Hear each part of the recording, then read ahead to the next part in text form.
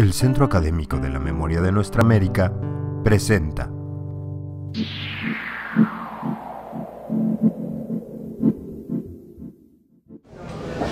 Bueno, en realidad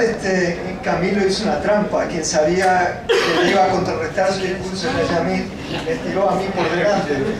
pero ella era la que al final lo arregló, ¿no? Yo cuando escuchaba a Camilo al principio, y en el mismo sentido del título de la mesa sobre el tema de la esperanza, pensaba en México, ¿no? Y en el proceso que él iba describiendo es el proceso que se ha venido dando en México, y que justamente en este 2018 se hable la misma contradicción, pero que tiene que ver con la esperanza. Es decir, hay algunos de los que están acá de repente mexicanos que ven a López Obrador y otros que aparece Marichuy, pero a lo que yo pienso es la gente en general, y justamente la gente del sur-sureste de México, que son las que conformaron el plan Puebla-Panamá, que son el objetivo de la guerra de contrainsurgencia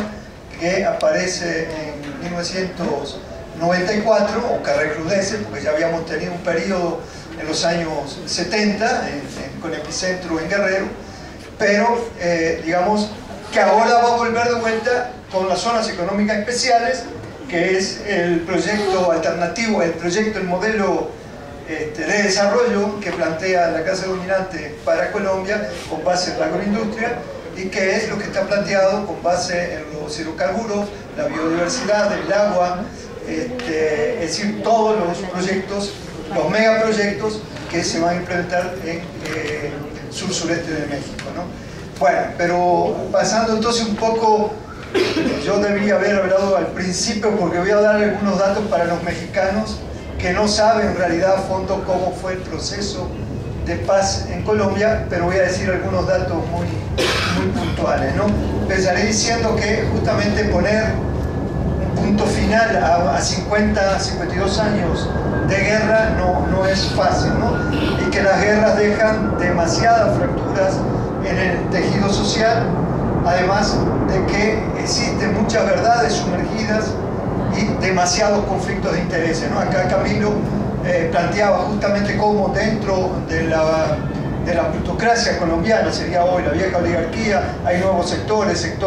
que surgen aliados con el paramilitarismo, con el narcoparamilitarismo, y entonces estamos hablando de una reconfiguración también arriba que tiene que ver con el acaparamiento de tierra, ¿no? Es decir, con la concentración de la tierra por la vía de la violencia, ¿no? Justamente a mí me tocó estar en el Tribunal Permanente de los Pueblos en Chocó, por ahí por 2012, donde justamente la población afrocolombiana fue desplazada por la acción del ejército y de los paramilitares coludidos con los narcotraficantes. Verbigracia, pensemos Tamaulipas, pensemos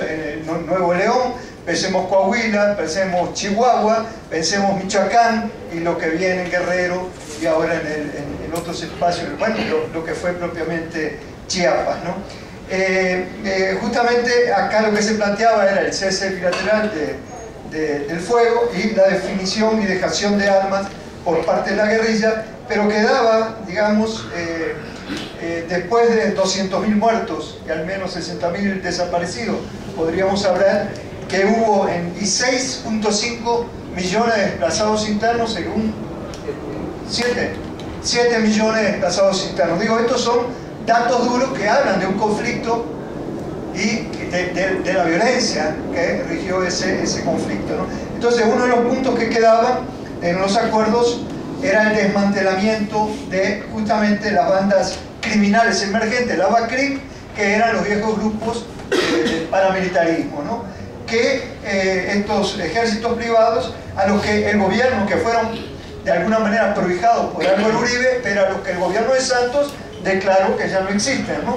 O más o menos ese era su discurso, ¿no? Aquí lo que planteaba Camilo al plantear es una presencia de Estados Unidos en el diseño, digamos, de esta contrainsurgencia colombiana. Colombia es el primer país de América,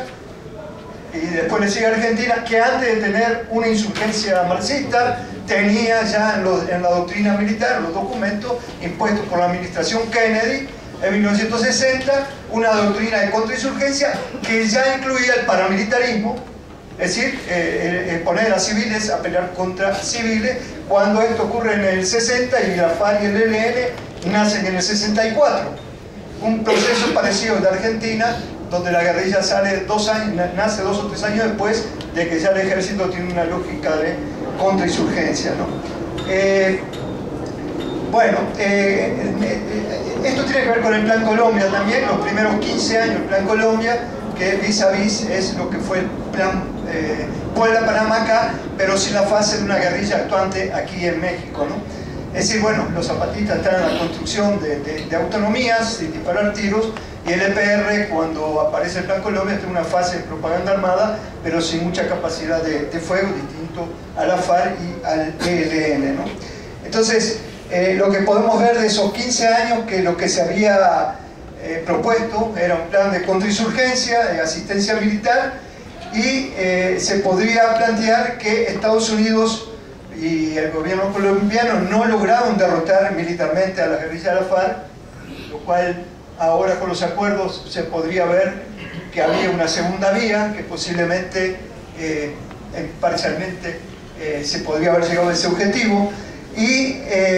tampoco al ELN, y tampoco ganó ninguna guerra de las drogas. La guerra de las drogas la lanzó Nixon en 1973, llevamos 41 años de guerra de las drogas, y justamente Colombia sigue siendo el principal o el segundo exportador de drogas, de cocaína a Estados Unidos, ¿no? Tampoco se lograron reducir los cultivos ilícitos y tampoco evitar el modelo, ¿no? Es decir, México hoy replica de alguna manera el proceso colombiano, ¿no? Lo que sí logró Estados Unidos, 3 administraciones de la Casa Blanca, Clinton, Bush hijo y Obama, fue profundizar justamente el modelo neoliberal, del neoliberalismo transnacional y depredador en Colombia. Uribe pasó a ser en su momento el aliado estratégico regional, luego Calderón, ¿no? O junto con Calderón, y Estados Unidos logró también tener un pie de ejército en tierra y bases militares, radar, es decir, Colombia se convirtió de alguna manera en una suerte de Israel para Medio Oriente, de América Latina, en el norte del continente, y tiene incluso un acuerdo extra-OTAN, ¿no? O sea que ahí hay, mirando a Venezuela, la posibilidad de utilizar a Colombia en el marco de un conflicto de Estados Unidos con apoyo de la OTAN, ¿no? Bueno, muy rápido este proceso de reingeniería militar en Colombia. A Estados Unidos le costó una inversión de $10.000 millones que salieron de los bolsillos de los contribuyentes de Estados Unidos, pero a su vez el gobierno colombiano destinó algo así como $60.000 millones, ¿no? O sea, que es como la iniciativa Mérida, no es que Estados Unidos puso las armas, no entró un solo centavo, fue todo instrumento para la guerra, pero el gobierno mexicano en su presupuesto, permanentemente, año con año, el presupuesto castrense es el que se lleva la mayor parte de los montos, ¿no? Otra cuestión, bueno, tenía que ver con el tema central de la tierra, que ya planteaba Yamil, y bueno, voy a citar de antes del 2016 todavía, cuando se estaban las negociaciones de La Habana, William Ospina planteaba que tanto Santos como Uribe no necesitaban la paz, sino la victoria, ya fuera en el campo militar o en los tribunales, o de otra manera solo querían la paz para ciertos sectores, el presidente Santos para el empresariado comprometido con el modelo neoliberal, estos sectores industriales y agrícolas de los que planteaba Camilo, y el expresidente Uribe para el minúsculo grupo de los dueños de la tierra, pero que hay nuevos dueños de la tierra producto de esta violencia paramilitar y del narco, ¿no? Es decir, ambos para las 2.300 familias que son dueñas del 53% de las tierras aprovechables del país, y para los 2.681 que son dueños del 58% de los depósitos que hay en los bancos. No sé si estas cifras se asimilan a la realidad, pero es la que planteaba Ospina, ¿no? A comienzo del año pasado, Uribe pensaba que otros 20 años de guerra contrainsurgente, tal vez inclinarían definitivamente la balanza a favor de una victoria militar que no hiciera necesario hacer ningún tipo de concesiones a las guerrillas. Santos pensaba que una negociación exitosa le permitiría no solo alcanzar el premio Nobel, sino también descarrilar a los sectores de la nueva clase criminal conservadora que le estaban disputando porciones del Estado a la vieja aristocracia colombiana, ¿no? Aquí un asesor de la FARC en ese momento, Santiago, Enrique Santiago, coincidía de alguna manera con Ospina en que había una división entre las oligarquías colombianas. Por un lado, para la nueva oligarquía rural, terrateniente y ganadera, la guerra interna ha resultado un lucrativo negocio, ¿no? Parte de lo que planteaban ustedes dos, es una forma de ganar dinero mediante la desposesión o el despojo de tierra, los cultivos agroindustriales o la explotación minera descontrolada, es decir, el extractivismo voraz y depredador. A su vez, para la burguesía urbana, financiera e industrial, la prolongación del conflicto representaba una pérdida de oportunidades de grandes negocios porque limita en gran medida la inversión extranjera y la penetración de los consorcios internacionales, ¿no? Lo que planteaba Camilo. Bueno, ya digamos que el 23 de junio del 2016 se firma con Timoleón, Jiménez y Santos el acuerdo de La Habana, y ahí la importancia, un poco esto creo que habría que destacarlo, es que en principio esos acuerdos alcanzados gracias al esfuerzo de representantes plenipotenciarios de ambas partes quedaron plasmados en un documento de generación y valía a la luz del derecho internacional humanitario. Esta en su momento era una parte fundamental, pero justamente si hay algunas preguntas, ¿en qué quedó todo esto? Creo que parte de esto justamente cuando se pasa al Congreso, después del plebiscito, parte de todo esto queda disuelto, bueno, inhabilitado, ¿no? Por la vía en lo que tú planteabas, que el uribismo sigue siendo una fuerza importante, puede controlar el Congreso y entonces invalidar parte de lo que era uno de los ejes de la negociación, que tenía que ver con la justicia, con la reparación, con estos 8 millones de víctimas que tú planteabas fundamentalmente del campo, ¿no? Ahí me tocó estar en La Habana en una reunión con Iván Márquez, Joaquín Gómez y Jesús Santrich, y justamente uno de los puntos fundamentales era el de la reforma rural integral, y todo esto tenía que ver con el tema del latifundio productivo. Y entonces el dato que quería significar, que planteó Santrich, fue que el coeficiente Gini para la concentración de la tenencia de la tierra en Colombia es de 0.87, que es uno de los más altos del mundo. En 2013, 0.4% de los propietarios acaparaba 62.6% de la superficie del país. ¿Es correcto el dato? Es impresionante, ¿no? Además, cerca de 5 millones de hectáreas han sido concesionadas a la minería y existen solicitudes que las extenderían alrededor de 25 millones de hectáreas, lo que abarcaría un cuarto del total de la extensión geográfica de Colombia, principalmente las áreas montañosas andinas, donde habita 75% de la población. Bueno,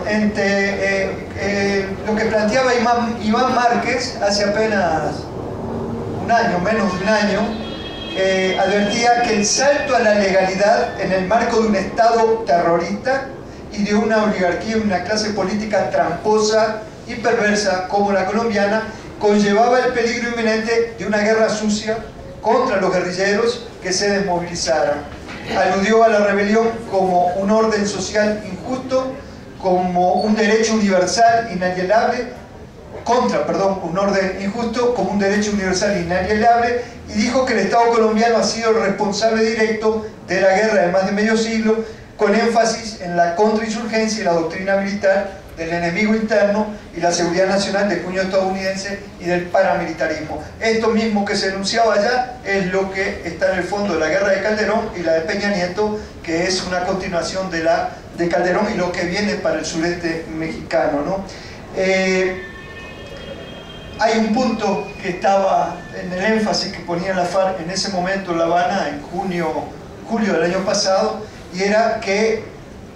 no habría una amnistía ni indulto para delitos de lesa humanidad, ¿no? Entonces a mí me gustaría después que ustedes sobre ese punto nos dijeran algo en qué estamos, ¿no? Es decir, dijo, no habrá un pacto de impunidades, se pactó una jurisdicción especial para la paz diseñada con los criterios básicos de la justicia transicional y los tratados internacionales que se aplicarían no solo a los guerrilleros, sino también a militares, empresarios y a quienes financiaron la guerra, ¿no? Creo que justamente esto era una de lo que habría también para las víctimas un punto de esperanza, pero creo que esto está medio semiparalizado, ¿no? A su vez, Joaquín Gómez, que era el comandante del Bloque Sur, que fue el negociador con la parte de los militares del ejército colombianos, dijo que el principal enemigo directo de la guerrilla ha sido todo este tiempo Estados Unidos, y que también parte de las derrotas militares de la FARC tenían que ver con la tecnología que manejaba Estados Unidos, ¿no? Y bueno, rechazó que se pudiera acusar a la FARC de falta de moral o de cansancio de guerra, y enfatizó que más allá de la posesión o no de las armas, lo más importante es la voluntad de lucha, y dijo que esa voluntad de lucha seguía intacta, ¿no? Un poco lo que decía Camilo sobre el punto de vista de la comandancia de la FARC, que las armas habían servido justamente para ganar espacios para la negociación de una paz, de una nueva... Pero bueno, que como plantea Camilo, queda la posibilidad, o como lo plantea Iván, de que venga un periodo de nueva guerra sucia que lleve, digamos, a una recomposición de fuerzas, como tú planteabas también, algunos bloques disidentes de la FARC que ahora dicen, en estas condiciones no le entramos a la paz, ¿no? Bueno, ya para terminar, hubo ese proceso de la firma de la paz en La Habana, luego se fue a la firma en